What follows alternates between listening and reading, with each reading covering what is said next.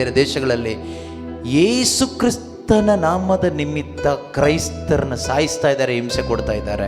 ಮಾತ್ರ ಅಲ್ಲ, ಎಲ್ಲ ಕಡೆಗಳಲ್ಲೂ ಇಡೀ ಪ್ರಪಂಚದಲ್ಲಿ ಈ ಯೇಸುವಿಗೋಸ್ಕರ, ಅವರ ನಾಮಕ್ಕೋಸ್ಕರ ಜನ ಸಾಯಲಿಕ್ಕೂ, ಹಿಂಸೆ ಅನುಭವಿಸ್ಲಿಕ್ಕೂ, ಮತ್ತೆ ಪ್ರತಿ ಹಿಂಸೆ ಮಾಡದೇ ಇರಲಿಕ್ಕೂ, ಅವ್ರನ್ನ ಕ್ಷಮಿಸ್ಲಿಕ್ಕೂ ತಯಾರಾಗ್ತಾ ಇದ್ದಾರೆ.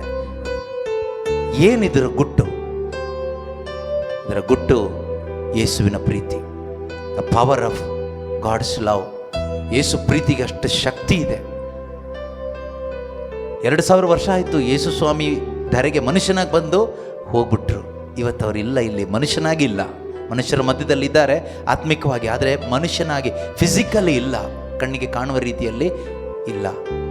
ಆದರೂ ಕೂಡ 2000 ವರ್ಷದ ಹಿಂದೆ ಇದ್ದ ಆತನಿಗೋಸ್ಕರ ಇವತ್ತು ಕೂಡ ಮನುಷ್ಯರಾದ ನಾವು ಅವ್ರಿಗೋಸ್ಕರ ಅವಮಾನ ಸಹಿಸ್ಕೊಳ್ಳಿಕ್ಕೂ, ಏಟು ತಿನ್ನಲಿಕ್ಕೂ, ಸೆರೆಮನೆಗಳಿಗೆ ಹೋಗ್ಲಿಕ್ಕೂ, ಎಲ್ಲವನ್ನ ಕಳ್ಕೊಳ್ಳಿಕ್ಕೂ, ಪ್ರಾಣ ಕಳ್ಕೊಳ್ಳಿಕ್ಕೂ ತಯಾರಾಗ್ತಾ ಇದ್ದೀವಿ. ಎಷ್ಟೋ ಜನ, ಲಕ್ಷಾಂತರ ಜನ ಕಳ್ಕೊಂಡಿದ್ದಾರೆ ಈ ಯೇಸುವಿನ ನಾಮದ ನಿಮಿತ್ತ. ಆ ಯೇಸು ಯಾರು ಅಂತ ತಿಳ್ಕೋಬೇಕು ನಾವೆಲ್ಲರೂ ಕೂಡ. ಆ ಯೇಸುವಿನ ಪ್ರೀತಿ ಎಷ್ಟು ಶ್ರೇಷ್ಠವಾದದ್ದು ಅಂತ ನಾವು ಪ್ರತಿಯೊಬ್ಬರು ಅರ್ಥ ಮಾಡ್ಕೋಬೇಕು. ಬೇರೆ ಯಾರಿಗೋಸ್ಕರ ಇದುವರೆಗೂ ಆ ರೀತಿ ಪ್ರಾಣ ಕೊಟ್ಟಿದ್ದು ನಾವು ನೋಡಿಲ್ಲ, ಕೇಳೂ ಇಲ್ಲ. ಏನೋ ಒಬ್ಬ ಒಳ್ಳೆ ಮನುಷ್ಯನಿಗೋಸ್ಕರ ಆ ಟೈಮಿಗೆ ಯಾರೋ 4 ಜನ ಸತ್ತೋಗಿರ್ಬೋದು. ಆದರೆ ಇದು 2000 ಇಯರ್ಸಿಂದ ಸಾಯುವವರ ಸಂಖ್ಯೆ ಹೆಚ್ಚಾಗ್ತಾನೇ ಇದೆ. ಸಾಯಿಸೋರು ಇದ್ದಾರೆ, ಸಾಯ್ಲಿಕ್ಕೆ ರೆಡಿ ಆಗೋರು ಇದ್ದಾರೆ. ಯೋಚನೆ ಮಾಡಿ ನೋಡಿ ಪ್ರೀತಿಯ ಸಹೋದರ ಸಹೋದರಿಯರೇ, ಈ ಯೇಸು ಕ್ರಿಸ್ತನನ್ನು ನಾವು ಆರಾಧಿಸ್ತಾ ಇರೋದು, ಹಿಂಬಾಲಿಸ್ತಾ ಇರೋದು, ಅವ್ರಿಗೋಸ್ಕರ ಬದುಕ್ತಾ ಇರೋದು ಒಂದು ದೊಡ್ಡ ಸೌಭಾಗ್ಯ ಅಲ್ವಾ? ಒಂದು ದೊಡ್ಡ ಸೌಭಾಗ್ಯ ಅಲ್ವಾ? ಇದರಲ್ಲಿ ನಾವು ಭಾಗಿಗಳಾಗ್ತಾ ಇದ್ದೀವಿ ಅನ್ನೋದಾದರೆ ನಮಗಿಂತ ಭಾಗ್ಯವಂತರು ಯಾರೂ ಇಲ್ಲ.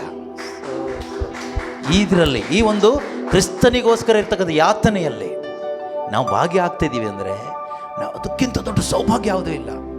ಈ ಯೇಸು ನಂಬಿದ್ದಕ್ಕೆ ಎಷ್ಟೋ ಜನ ಮನೆ ಬಿಟ್ಟು ಓಡಿಸಿದ್ರು, ಕುಟುಂಬದವರು ಓಡಿಸಿದ್ರು, ಸ್ವಂತದವರು ತಿರಸ್ಕಾರ ಮಾಡಿದರು, ಬೆಂಕಿಗೆ ಹಾಕಿ ಸುಟ್ಟು ಹಾಕಿದರು, ಗುಂಡು ಹಾಕಿ ಸಾಯಿಸಿದರು, ಪಾಯ್ಸನ್ ಕೊಟ್ಟು ಸಾಯಿಸಿದರು. ಆದರೂ ವಿಶೇಷತೆ ಏನು ಅಂದರೆ, ಯಾರು ವಿರುದ್ಧವಾಗಿ ಅವರಿಗೆ ಯಾರು ತೊಂದರೆ ಕೊಟ್ಟರು ಅವ್ರಿಗೆ ವಿರುದ್ಧವಾಗಿ ಅವ್ರನ್ನ ಹಾಳು ಮಾಡೋ ಪ್ರಯತ್ನ ಮಾಡಿಲ್ಲ, ಎಲ್ಲ ಸಹಿಸ್ಕೊಂಡ್ರು. ಯಾತಕ್ಕೆ ಅಂದರೆ ಯೇಸು ಶಿಲುಬೆ ಮೇಲೆ ತೋರಿಸ್ಕೊಟ್ಟಿದ್ದಾರೆ, ಪಿತನೇ ಇವರೇನು ಮಾಡ್ತಿದ್ದಾರೋ ಗೊತ್ತಿಲ್ಲ, ಇವರನ್ನು ಕ್ಷಮಿಸಿರಿ. ಆ ಕ್ಷಮೆಯ ಶಕ್ತಿ ಇವತ್ತು ಕ್ರೈಸ್ತ ಸಭೆಯಲ್ಲಿದೆ, ಕ್ರೈಸ್ತ ವಿಶ್ವಾಸಿಗಳ ಹೃದಯದಲ್ಲಿದೆ. ಆ ಯೇಸುಗೋಸ್ಕರ ಬದುಕಲಿಕ್ಕೂ, ಕಷ್ಟ ಸಂಕಟಗಳನ್ನ ಅನುಭವಿಸ್ಲಿಕ್ಕೂ, ಚಾನ್ಸ್ ಸಿಕ್ಕಿದ್ರೆ ಅವ್ರಿಗೋಸ್ಕರ ಸಾಯಲಿಕ್ಕೂ ಒಂದು ಅವಕಾಶ ನಮ್ಮ ಜೀವನದಲ್ಲಿ, ಜೀವಮಾನದಲ್ಲಿ ಸಿಕ್ಕಿದ್ರೆ ನಮಗಿಂತ ಭಾಗ್ಯವಂತರು ಯಾರಾದರೂ ಇದ್ದಾರಾ? ಯಾರೂ ಇಲ್ಲ ಪ್ರಿಯರೇ, ಯಾರೂ ಇಲ್ಲ. ಅದರಿಂದ ಯೇಸು ಕ್ರಿಸ್ತನಿಗೋಸ್ಕರ ಪ್ರಾಣ ಕಳ್ಕೊಂಡವ್ರು ಯಾರು ನಷ್ಟ ಅಂತ ಎಣಿಸಿಲ್ಲ.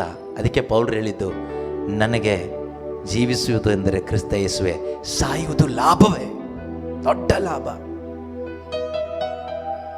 ಇದು ಅರ್ಥ ಆದರೆ ನಾವು ಭಾಗ್ಯವಂತರು.